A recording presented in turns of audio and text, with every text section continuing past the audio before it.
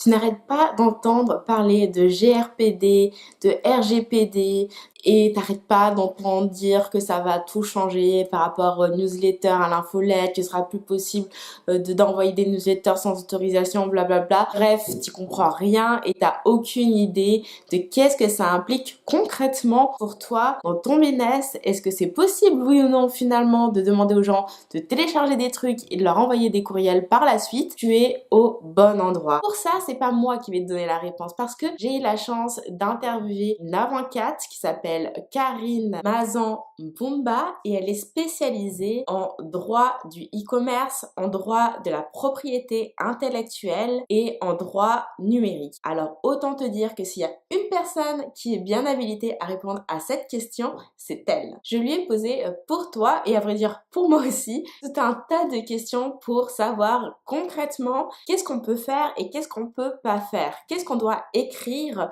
lorsqu'on envoie un email, qu'est-ce qu'on doit mentionner, qu'est-ce qu'on n'est pas obligé de faire. Bref, je lui ai tout demandé. Sans plus tarder, je te laisse découvrir cette mini interview qui est en réalité l'extrait d'un très prochain rendez-vous des Warriors. Alors, abonne-toi si tu veux regarder l'ensemble de cette vidéo. Je te laisse maintenant découvrir la réponse à ces questions. Qu'est-ce qu'il en est pour tout ce qui est données personnelles? Parce que on récupère des adresses email sur le site web, ne serait-ce que quand les gens téléchargent un cadeau gratuit ou même s'ils achètent, on récupère des informations sur eux.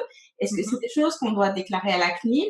Oui, non, ou à partir de combien d'informations? Enfin, c'est quoi un petit peu les bonnes pratiques?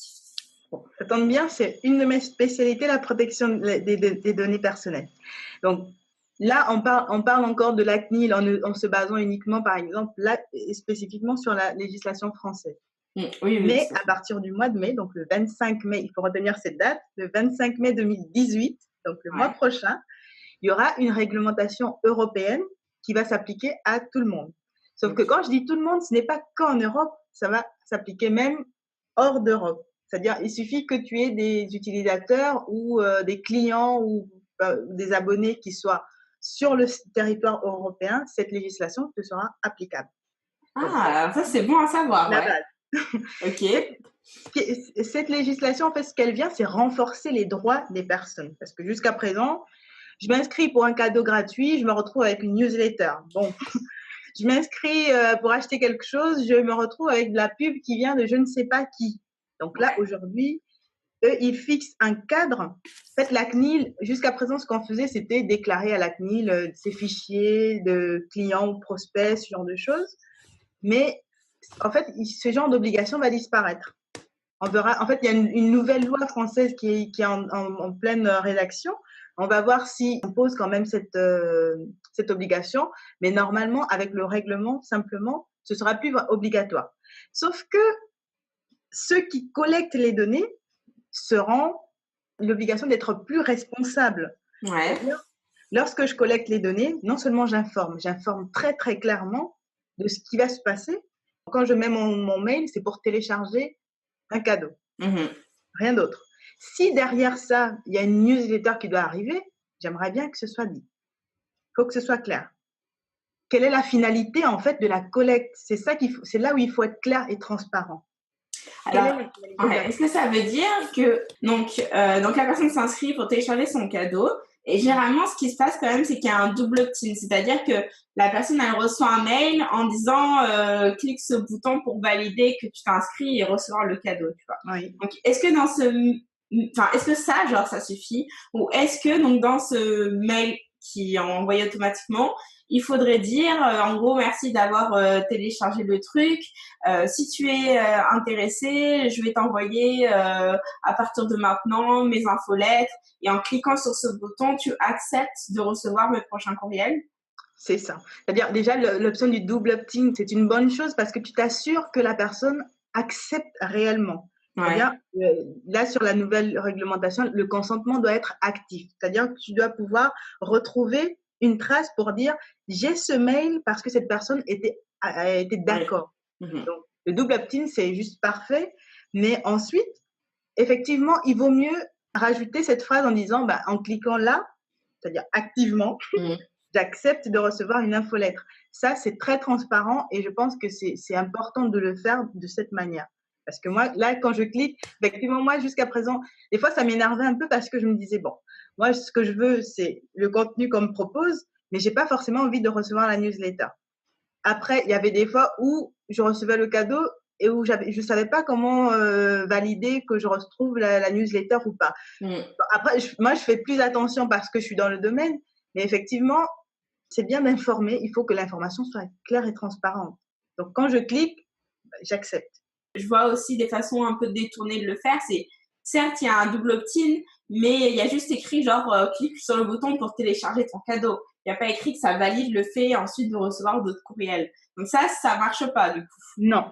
Ça, il faudra arrêter ce genre de pratique. Et surtout, c'est pour ça que j'insiste sur le fait d'informer. En fait, un des droits, c'est le droit le plus basique, en tout cas en protection des données, c'est le droit à l'information. Pourquoi est-ce que tu collectes mes données? Quelle est la finalité?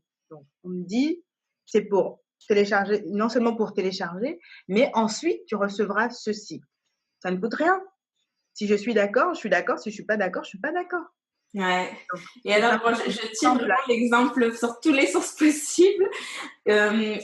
Imaginons, mais là, je pense que c'est joué sur les mots et c'est pour ça que j'imagine que ça fonctionne pas.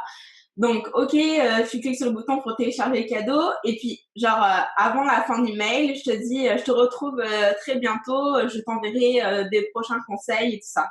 Est-ce que ça marche ou c'est pas assez explicite?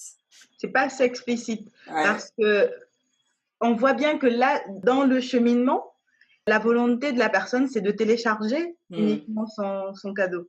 Donc, moi, je pense que ce serait peut-être bien, soit de le mettre dès le départ, donc tu télécharges téléchargement et inscription à la newsletter, soit effectivement au moment du double opt-in de le rajouter et comme ça, quand je clique, je clique.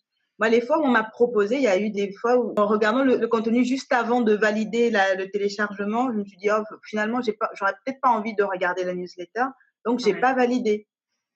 Mais c'est en conscience. Donc là, effectivement, je sais que j'accepte ou pas.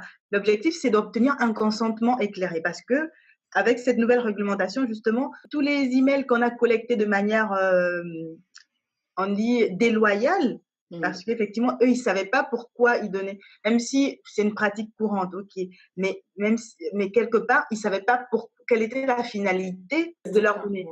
Et après, là, on parle de choses très simples, recevoir une newsletter, sauf que ça va plus loin. Quand on informe sur la finalité des données, ça devient important s'il y a un transfert des données. Si les données vont être données à un tiers, si elles vont être utilisées il faudrait qu'on sache concrètement pourquoi, quand je donne mon mail, quelle va être la finalité. Si je donne mon prénom, il y a des gens qui se limitent même pas à demander un prénom et un nom, ils demandent ma date de naissance. Ce genre d'information qui est quand même très sensible. Pourquoi est-ce que tu collectes ce genre de données? Donc, il faudrait limiter vraiment le type de données qu'on collecte, informer sur la finalité, donner la possibilité justement à l'utilisateur d'exercer ses droits, c'est-à-dire droit d'accès, je veux savoir ce que tu as sur moi. Peut-être que tu as 5 mails différents de moi, je veux savoir tout ce que tu as sur moi. Droit d'opposition, je ne veux plus que tu traites mes données, donc que tu utilises mon mail pour tes envois. Droit de suppression, je voudrais que toutes mes informations que tu as soient supprimées de ton fichier. Il y aura un nouveau droit à la portabilité. Celui-là, il est très limite parce que, vous voyez, sur Facebook, où il donne la possibilité de télécharger toutes les données qu'on a sur Facebook. Tout à fait, ouais. Maintenant, ce droit à la portabilité, c'est ça. Ce serait l'obligation de répondre de la même manière que Facebook pour permettre à l'utilisateur de prendre ces données et les donner à votre concurrent, mais dans un format où il peut le transférer sans souci. Donc ça, il faudra faire attention justement à ce genre de détails. Ok. Donc, du coup, dans la nouvelle législation, effectivement, il faudra être plus explicite sur cette finalité-là de l'adresse qui est donnée. Et est-ce que, du coup, on n'a plus besoin s'enregistrer à la CNIL ou quoi, on n'a plus besoin de faire ces démarches-là? En principe, non. Pour l'instant, on attend. Normalement, c'est là au courant du mois d'avril qu'on en saura plus parce qu'il y a cette réglementation qui va s'appliquer en Europe automatiquement au mois de mai. Mais chaque pays va valider certains éléments. c'est-à-dire sur le fait de déclarer ou pas déclarer. En principe, en tout cas à aujourd'hui, ce que je sais, c'est que en principe, il n'y aura plus d'obligation de déclarer systématiquement à la CNIL les fichiers. Par contre, la CNIL pourra venir vérifier les consentements. Si on demande tous les fichiers, comment est-ce qu'ils ont été obtenus? Sur la durée, il faudra en fait créer une espèce de fichier qui permet de savoir quelles sont les informations qu'on a concrètement. Est-ce que je n'ai que des noms et des emails? Est-ce que j'ai des noms, prénoms, âge? Est-ce que j'ai des informations sensibles, données raciales, de santé ou ce genre de choses? Durée de conservation, parce qu'on se dit, quand je prends des données, c'est à moi. Non, nous sommes dépositaires, donc on est gardien de ces données, mais on n'en est pas propriétaire. C'est pour ça que la personne concernée peut venir dire je veux qu'on supprime mes données ou je voudrais les rectifier. Donc, il faudra lui donner la possibilité de demander la rectification, l'accès, la suppression, ces choses-là. Donc, en fait, il y a une durée pendant laquelle on peut garder ces données-là et est-ce qu'après on doit les supprimer? Et puis, si oui, combien de temps c'est? Le temps, normalement, c'est la personne qui fixe en fonction de la finalité. Okay. Donc, effectivement, il faut que ce soit légitime. Normalement, le droit de suppression, moi, je vais demander le droit de suppression si je considère que il faut aussi que ce soit légitime, parce qu'il ne faut pas que ce soit des abus pour une entreprise. Que je demande systématiquement le droit d'accès tout le temps, ça aussi, ça a un coût, parce que c'est du temps que les gens vont passer à faire ça. Donc, effectivement, il faut que ça reste cohérent. C'est-à-dire que quand on va fixer la durée, c'est par rapport à la finalité. Si l'objectif, c'était d'envoyer une newsletter, mais à partir du mois de juin, je ne fais plus de newsletter parce que je ne fais que des conférences, la finalité de départ, elle a disparu. Donc, il n'y a plus de raison de garder ces données-là. Donc, il faut justement évoluer et avoir un fichier de suivi pour se dire, bon, ces données-là, la finalité, c'était ça. J'avais prévu de les garder 5 ans parce que ça. Là, ça fait seulement 2 ans ou ça fait 4 ans, ça vaut plus la peine, il faut les supprimer. Ça sert à rien de les garder toute la vie. Oui, de toute façon, c'est sûr. Et surtout parce qu'il y a un risque. Si on se fait pirater des données qu'on n'utilise pas, on est responsable de ça. Ouais. Quand on dit on est gardien, c'est à nous de sécuriser. Il n'y a qu'à voir le scandale de Facebook avec Cambridge Analytica. Exactement. Ça.